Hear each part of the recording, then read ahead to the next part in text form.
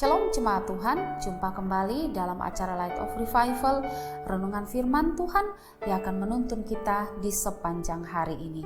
Firman Tuhan hari ini terambil di dalam Lukas pasal 8 ayat 24 sampai ayat yang ke-25. Maka datanglah murid-muridnya dan membangunkan dia, katanya, "Guru-guru, kita binasa." Ia pun bangun lalu menghardik angin dan air yang mengamuk itu. Dan angin dan air itu pun reda dan danau itu menjadi teduh. Lalu katanya kepada mereka, "Di manakah kepercayaanmu?" Maka takutlah mereka dan heran. Lalu berkata seorang kepada yang lain, "Siapa gerangan orang ini sehingga ia memberi perintah kepada angin dan air dan mereka taat kepadanya?" Maksud Tuhan dari setiap badai kehidupan. Saudara yang terkasih, kita percaya bahwa segala sesuatu yang terjadi di bawah kolong langit ini bukan secara kebetulan, tapi kita percaya bahwa segala sesuatu yang terjadi ada dalam izin dan ada dalam kontrol Tuhan. Dan kita juga percaya bahwa apapun yang terjadi, baik atau buruk, ada maksud Tuhan di balik semua peristiwa yang terjadi. Seperti di dalam teks yang kita baca ini. Teks ini bercerita tentang angin ribut diredakan. Kisah ini dikatakan bahwa ketika itu Yesus dan murid-murid mereka sedang menyeberang Danau Galilea. Dan di tengah perjalanan datanglah gelombang dan badai menghantam perahu mereka. Dan bersyukur bahwa Yesus ada di sana dan dengan kuasanya Yesus dapat meneduhkan gelombang dan badai pada saat itu. Saudara, dari peristiwa ini ada maksud yang Yesus mau ajarkan kepada murid-murid. Yang pertama, bahwa Yesus ingin mengajarkan agar supaya murid-murid menyadari akan kelemahan mereka. Saudara, beberapa dari murid Yesus adalah mantan nelayan yang sudah biasa mengarungi Danau Galilea. Dan boleh dikatakan bahwa Danau Galilea itu adalah medan mereka atau lapangan mereka di mana mereka sudah berpengalaman dengan medan tersebut. Namun di medan yang sudah biasa mereka lalui sebagai nelayan, di lapangan yang mereka biasa hadapi badai dan gelombang, justru saat itu badai dan gelombang hampir membinasakan mereka. Di sini Yesus ingin mengajarkan bahwa sesungguhnya mereka adalah orang-orang yang lemah yang tanpa Tuhan mereka pasti binasa. Saudara, setiap badai kehidupan yang menghantam kehidupan kita, sesungguhnya ada pesan Tuhan yang mau Tuhan sampaikan kepada kita bahwa kita adalah makhluk yang lemah. Tanpa Dia, tanpa Tuhan, kita tidak bisa berbuat apa-apa. Tanpa Tuhan, kita tidak bisa menjalani atau mengarungi, melewati badai kehidupan yang sedang datang menerpa kita. Kita membutuhkan Tuhan. Kita lemah, kita membutuhkan Tuhan. Saya mengutip kata-kata dari Adam Clarke berkata, "Suatu keuntungan dari ujian-ujian adalah membuat kita mengetahui kelemahan kita."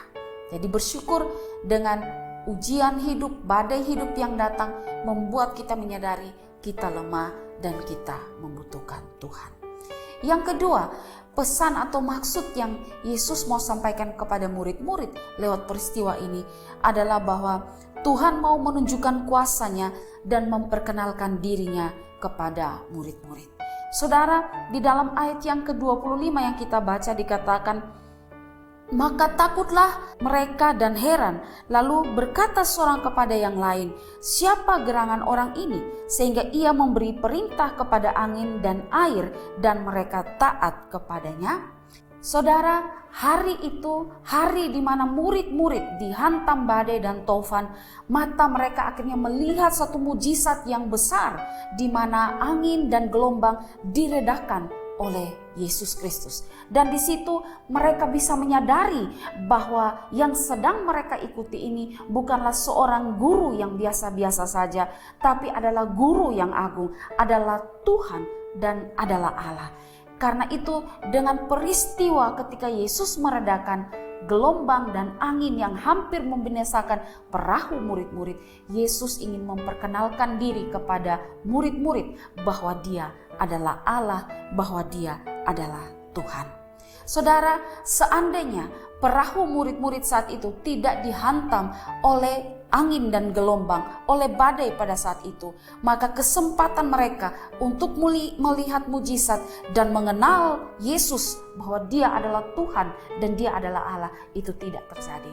Tapi bersyukur lewat peristiwa itu mereka bisa mengetahui bahwa Dia adalah Tuhan, Dia adalah Allah. Saudara, badai hidup yang Tuhan izinkan mungkin terjadi dalam hidup kita adalah kesempatan kita untuk bisa melihat mujizat Tuhan di dalamnya dan membuat kita lebih mengenal akan Tuhan. Karena itu bersyukur kalau Tuhan izinkan berbagai badai hidup terjadi pada kita. Yang pertama, supaya kita tahu bahwa kita manusia yang lemah dan membutuhkan Tuhan. Yang kedua, supaya kita bisa melihat ada mujizat Tuhan yang Tuhan nyatakan kepada kita. Bukan untuk membuat kita lepas dari badai itu, tapi Tuhan memberikan kita kekuatan untuk menghadapi badai hidup. Itu adalah mujizat. Dan supaya kita melihat Dia adalah Tuhan yang mengontrol hidup ini. Kiranya firman Tuhan hari ini dapat memberkati kita, menguatkan setiap kita jika ada yang menghadapi badai kehidupan. Tuhan memberkati kita. Amin. Mari kita berdoa. Kami bersyukur Tuhan, kami punya Tuhan yang luar biasa. Kami bersyukur karena ketika Tuhan mengizinkan sesuatu terjadi dalam hidup kami, semua itu ada maksud dan rencana Tuhan. Tolonglah kami Tuhan, supaya kami bisa melihat maksud dan rencana Tuhan dari setiap pergumulan hidup yang Tuhan izinkan kepada kami. Tolonglah kami Tuhan, supaya mata iman kami terbuka dan terus memandang kepadamu. Terima kasih Tuhan. Amin. Jemaat Tuhan yang terkasih, mari jadikanlah firman Tuhan sebagai pelita dan terang bagi jalan hidup kita. Tuhan memberkati kita. Kabar sukacita bagi saudara-saudara yang ada di kota Surabaya dan sekitarnya. Revival Community Church RCC Surabaya yang digembalakan oleh Bapak Pendeta Ezra Alfred Soru dan Ibu Pendeta Muda Agustina Karpada akan memulai kembali kebaktian minggu yang sempat terhenti karena COVID-19.